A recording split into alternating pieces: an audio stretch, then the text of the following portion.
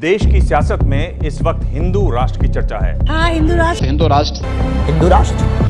राष्ट्र का road map तैयार कर लिया है। हिंदुस्तान हिंदू राष्ट्र है। तो अम्बेडकर के संविधान को जला देंगे क्या?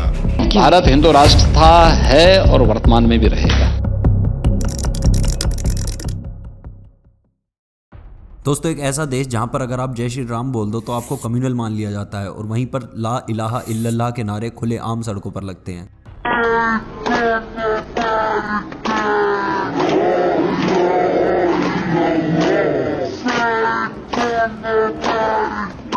जहां पर आप हिंदू भगवानों का खुलेआम मजाक उड़ा सकते हैं, लेकिन अगर आपने प्रॉफिट के बारे में आसमान से उतरी किताब में ही लिखी कुछ चंद लाइनें बोल दी तो पूरे देश में बवाल मच जाता है और दर्जन भर लोगों की लीला समाप्त कर दी जाती है, क्योंकि उन्होंने सिर्फ नुपुर शर्मा को सपोर्ट किया था। वंदे मातरम बोलने मात्र से ही आपके ऊपर संघी होने का टैग लगा दिया जाएगा, लेकिन ब्राह्मण भारत छोड़ो शरेआम दीवारों पर लिखा जा सकता है। कश्मीर के राजौरी में अभी कुछ ही समय पहले शांति प्रिय समाज के कुछ लोग आए और उन्होंने कुछ हिंदुओं की लीला समाप्त कर दी और कहानी समाप्त आइडेंटिटी चेक करके की गई। आइडेंटिटी देखकर चिन्हित करके सिर्फ हिंदुओं को मारा गया और ये कोई पहली घटना नहीं है जहां हिंदुओं को टारगेट करके मारा गया हो। इसी वर्ष प्रांकोटे में 26 हिंदुओं की लीला समाप्त कर दी गई। साल 2000 में 89 हिंदू अमरनाथ में कम कर दिए गए। 2001 और 2002 में अमरनाथ में फिर से यही काम हुआ। 2006 में डोडा में, 2020 में पालघर में 2 साधुओं की हत्या। कमलेश तिवारी, भारत यादव, विकास यादव, कश्मीरी पंडित, अगर सभी के बारे में बताने लगे तो ये वीडियो यूट्यूब के इतिहास की सबसे लंबी वीडियो बन जाएगी। देश आजाद होने से पहले से 2023 तक ऐसे उदाहरण आपको न सिर्फ भारत में बल्कि देश भर में मिल जाएंगे और इन सारी घटनाओं में से सिर्फ एक घटना को प्रदर्शित करने वाली फिल्म कश्मीर फाइल्स, उसको भारत के सरकारी मंच से प्रोपेगेंडा फिल्म बताया गया।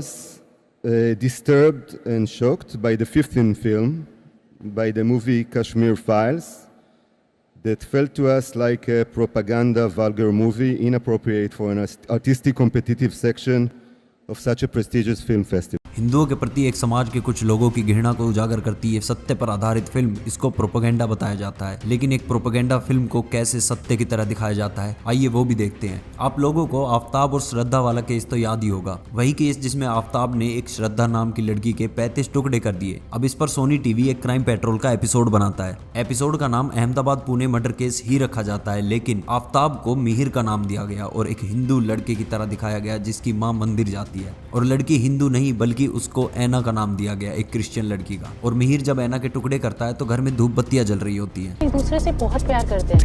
And you know, he is a very nice person. ऐना, वो तुझे तेरे घर योगा सिखाने आया था और उसने तेरा स्टेटस देख के तुझे फंसाया है।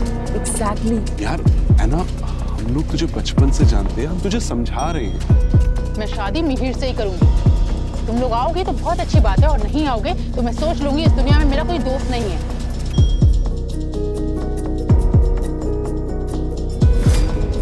ना मंदिर से धागा भी लाए तो इसे बांध देना। हाँ, इससे इसका गुस्सा भी कम हो जाएगा। तो इसे छोड़ना मत बेटा, ये तुझे बहुत प्यार करता है।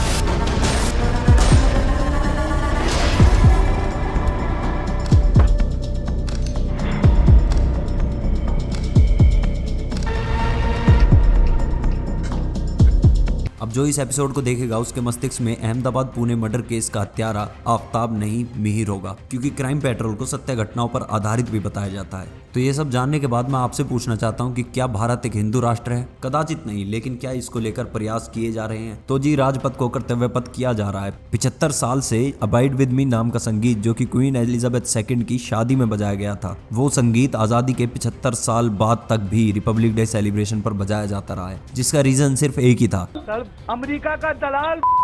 एक Christian anthem composed by Britishers, वो ऐसे ही आज़ादी के 75 साल तक बजाया जाता रहा। वो भी ऐसे मौके पर जब हम सबको हमारे फ्रीडम फाइटर्स को याद करना चाहिए, उनके सैक्रिफाइसेस को याद करना चाहिए। लेकिन फॉर्चुनेटली वो भी अब रिप्लेस कर दिया गया है मेरे वतन के लोगों के साथ। इंडियन नेवी फ्लैग को भी कनोलियन माइंडसेट से आज़ाद करवाया जा रहा है। इंडिया गेट पर नेताजी बोस का स्टैचू बनाया जा रहा है। जहां पहले हमारे पीएम सोमनाथ मंदिर जैसे इतने इंपॉर्टेंट कल्चरल धरोहर के इनॉग्रेशन तक में भी नहीं जाना चाहते थे, वहां आज इंडियन गवर्नमेंट टेम्पल्स का रेनोवेशन करा रही है। वो भी सिर्फ एक मंदिर का नहीं, देश भर में। सिर्फ सोमनाथ मंदिर ही नहीं बल्कि बड़े बड़े पॉलिटिशियंस ने राम मंदिर पर भी कैसे कैसे विरोध किए थे। मेरा स्टैंड है कि राम मंदिर और मस्जिद दोनों वालों से पूछ लो और अगर दोनों की सहमति हो तो वहाँ एक अच्छी यूनिवर्सिटी बनवा दो। जी। हिंदुओं के बच्चे भी पढ़ें, मुसलमानों के भी पढ़ें, क्रिश्चियन के भी पढ़ें, भारतीयों के भी पढ़ें, विदेशियों के भी पढ़ें, सबके बच्चे पढ़ें और वहीं से राम के सिद्धांतों को निकालो। राम मंदिर बनाने से राम राज्य नहीं आएगा, पढ़ाने से राम राज्य आएगा। जब बाबरी मस्जिद का ध्वंस हुआ तो मैंने नानी से पूछा, नानी अब तो आप बड़े खुश हो गए, अब तो आपके भगवान राम का मंदिर बनेगा। कहती है ना बेटा, मेरा राम किसी की मस्जिद तोड़ के ऐसे मंदिर में नहीं बस सकता। अब ये जब बार बार पिछले 1 महीने से बीजेपी ने भी कहना चालू, मंदिर वहीं बनाएंगे, मंदिर वहीं बनाएंगे। हम कहते जी कब बनाओगे, कहते डेट नहीं बताएंगे, लेकिन 5 साल में, हर 5 साल में मंदिर वहीं बनाएंगे। मैं सोच रहा था कि अगर Jawaharlal Nehru ji steel authority of India की जगह मंदिर बना देते तो क्या इस देश का विकास हो सकता था? मुझे तो इनवाइट नहीं किया गया। किया जाएगा तो आप जाएंगे? नहीं, जब भगवान राम का मंदिर है, भगवान राम पे सबकी श्रद्धा है, तो भगवान राम का आशीर्वाद चाहिए। रामी मानुस 2 दिन में पलट गया। वाह! कि जब भगवान श्री राम की मूर्ति प्रकट हुई 1949 में, सरकार देश में कांग्रेस की थी। जब ताला खोला गया तब भी कांग्रेस की सरकार थी।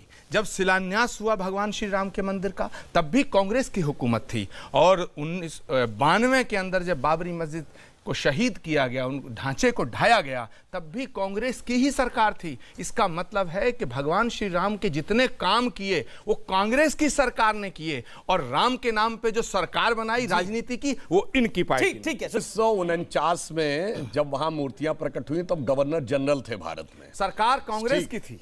और उसको रोकने के लिए उत्तर प्रदेश के, तब यूनाइटेड प्रोविंस था, मुख्यमंत्री गोविंद बल्लभ पंत स्वयं गए थे और फैजाबाद के डिस्ट्रिक्ट मजिस्ट्रेट ने उनको रोक दिया था, क्योंकि तब तक संविधान लागू नहीं था। तो मुख्यमंत्री से ज्यादा पावर डिस्ट्रिक्ट मजिस्ट्रेट की, वो भी कांग्रेस थी। 1966 में गो सेवक संतों पर गोली चलवाने वाली भी कांग्रेसी थी। 1976 में जब आर्कियोलॉजिकल सर्वे के एक्सकवेशन में 8 खंबे निकल आए थे तो उसको रोक देने वाली भी कांग्रेस थी।